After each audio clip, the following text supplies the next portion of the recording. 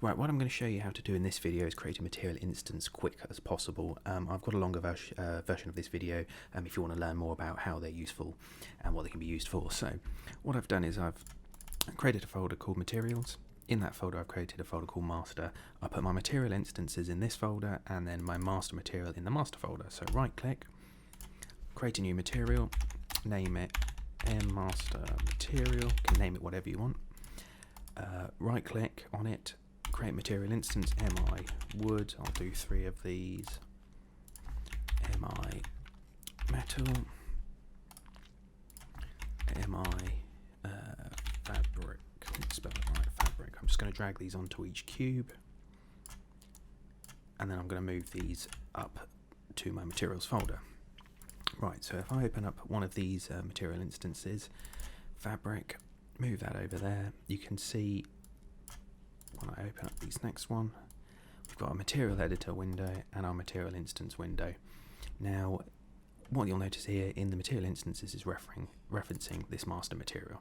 So as we add stuff here, if we do it correctly, it'll appear in the material instance and you'll see why this is useful. So in our master material, what we'll do is we'll go to our textures folder and say drag a texture in, link that in, press save.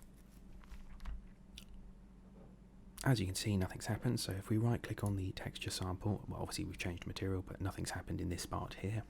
What we'll do is we'll right click over on here and convert to parameter. Give it a name, base texture, and press save. Always remember to save or it won't appear.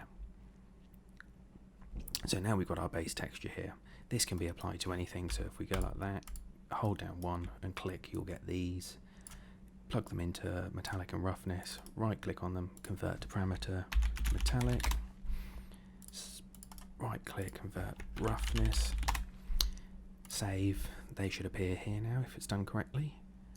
Yep, so as you can see we've got a bit of shine on there. So if we close this window, and what we can do now is we can go to our materials, wood, open up our other material instances, textures. So what we can do is tick this here. We've got a wood texture, plonk that in. There, if you've done it right, we've got our wood texture. We can adjust the roughness of it, make it less shiny, and then we'll move along. Metal, tick.